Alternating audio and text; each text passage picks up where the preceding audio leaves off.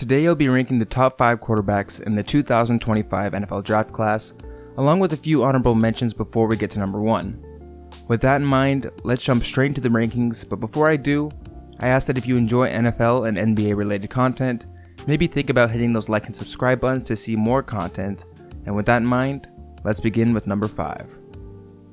And at number 5 we have Ole Miss quarterback Jackson Dart. Jackson Dart has all the intangibles you'd want from your quarterback. Starting with arm strength, he could throw the ball both deep down the field, but also shows a high amount of velocity on his deliveries to his wideouts, making it less likely for a linebacker or a safety to react to his passes quickly enough. His accuracy may not be at an elite level, but it definitely gets the job done, which is something that we've seen in other prospects like Josh Allen coming out of Wyoming and Justin Herbert coming out of Oregon. Along with this, Jackson Dart is a really good playmaker. Not only can he be a playmaker when the pocket collapses, but his underrated mobility allows him to be a dual threat when need be. Now, sometimes his mobility causes Jackson to be a little too quick to tuck the ball and scramble, but that can be easily fixable if he's able to improve his passing under pressure. The reasons why he remains at number 5 on my list are simply due to Dart's lack of anticipation and his current processing and decision making. But with Trey Harris and Antone Wells Jr. at receiver for Ole Miss this year, we could see a major leap for Dart, and he could solidify himself as an early round prospect in next year's draft. Moving on to number 4, we have Ohio State quarterback Will Howard. Will Howard was a transfer from Kansas State this offseason, and with the likes of Emeka Egbuka and other Ohio State wideouts, we could see a consensus rise from Will Howard. Will Howard doesn't have the elite zip on his passes that we might love to see, but he does have a lot of other intangibles that we see in NFL quarterbacks. After all, Will Howard is listed at a solid height of 6'4", which will of course allow him to see over his linemen better and see the field just a little bit better than some of the other quarterbacks in this class. Possibly my favorite thing Will Howard showed on film last year was his ability in the pocket. Will Howard had a really good feel for pressure off the edge, so he'd know when to step up in the pocket if needed. He also showed a shoulder tuck multiple times, which is something that elite NFL quarterbacks do in order to avoid edge rushers who are coming from the outside. While stepping up and maneuvering in the pocket, Will Howard does an amazing job at keeping his eyes downfield as the receivers, something that many young quarterbacks fail to do. He also showed anticipation, and while his progressions are a little slow, he does go through them most of the time. Now, there are some things Will Howard will need to clean up next year at Ohio State. When he's pressured, Will Howard does sometimes panic and can also scramble a little too quickly. There were also some inconsistent games where Will Howard didn't appear to read the safeties and linebackers, and with only solid arm strength, that is something he'll need to improve. He'll be 24 years old as a rookie, but even so, we could see a big rise from Will Howard as he contends for a national championship and potentially even a Heisman run. At number 3, we have Texas quarterback Quinn Ewers. Quinn Ewers has an excellent blend of both arm strength and accuracy, which combined could lead Quinn Ewers to further first-round discussions.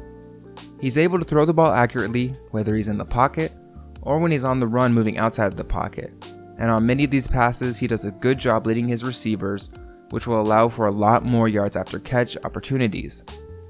His lob passes are also really good and even remind me of Kyler Murray's in college.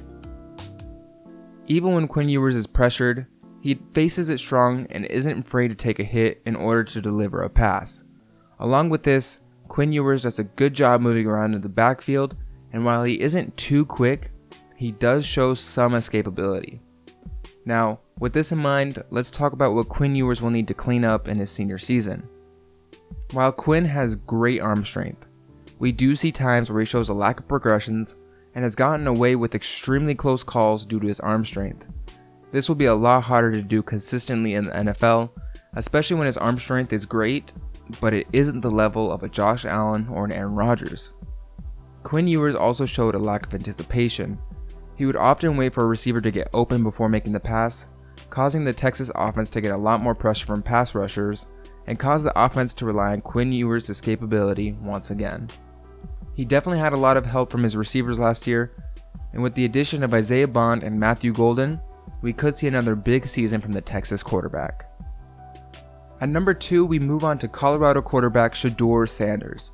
Now, the Shedeur Sanders top 10 projections have gotten a little out of hand, but he still has the potential to be a really good quarterback. Like Jackson Dart and Quinn Ewers, Shedeur Sanders still has some really underrated arm strength and can make some pretty tough throws. Along with that, I personally think Shedeur might be the most accurate quarterback in the entire class. Short, deep, on the run, you name it, and it will usually be right on the money and into the receiver's hands. And while Shedeur chooses to pass more often than run, we do see occasional times where Shedeur decides to show off his legs with his great mobility. His combination of arm strength, accuracy, and mobility is enough to be in a coach's dreams, but I once saw a YouTube comment that said, he looks more like a shortstop than an NFL quarterback, and that's kind of true. Now, you probably could have said the same thing about Kyler Murray in college, and we've seen him become a solid NFL starter, but his film honestly can remind me of a shortstop.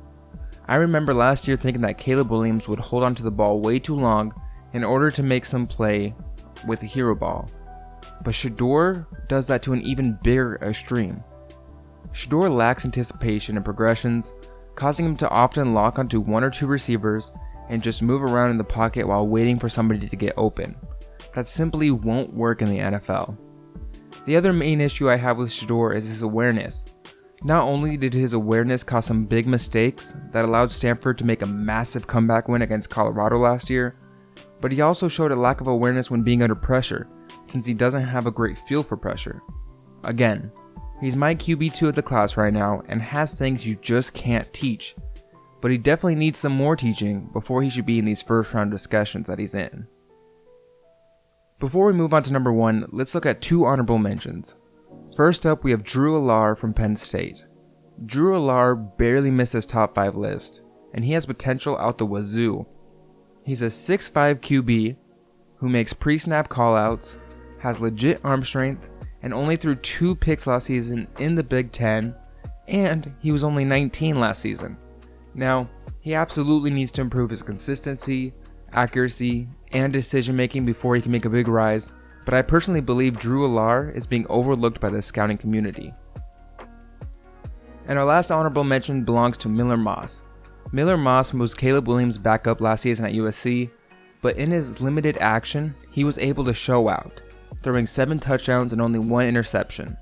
He's an excellent pocket quarterback with the ability to step up and deliver a pass, as well as have good overall pocket awareness. He was also a solid decision maker last season and did a good job finding the open man. Miller Moss is the quarterback on this list with the lowest ceiling due to his arm strength, but I could still see him becoming a decent starter or high-end backup in the NFL, and he's currently a projected undrafted draft pick. And with that, we move on to the number 1 quarterback of the 2025 NFL Draft, Georgia alumni Carson Beck. Out of everyone on this list, Carson Beck reminds me of an NFL quarterback the most. He stands tall at 6'4" for the Georgia offense. Before the snap, Carson makes pre-snap adjustments when he sees something in the defense, and Carson Beck has really good arm strength as well, and you can make a case for it being at an elite level. While Carson's accuracy still needs some improvements, he shows a really nice spiral down the field when throwing it deep. When Carson Beck is in the pocket, he does a really good job facing pressure. He does a great job at maneuvering in the pocket to avoid pressure while maintaining his eyes downfield. He shows above average anticipation as well, which is part of the reason why he was only sacked 11 times last season. Well, that and the Georgia offensive line, of course. If there's one thing I'd like to see Carson improve at the most, it would be going through his progressions.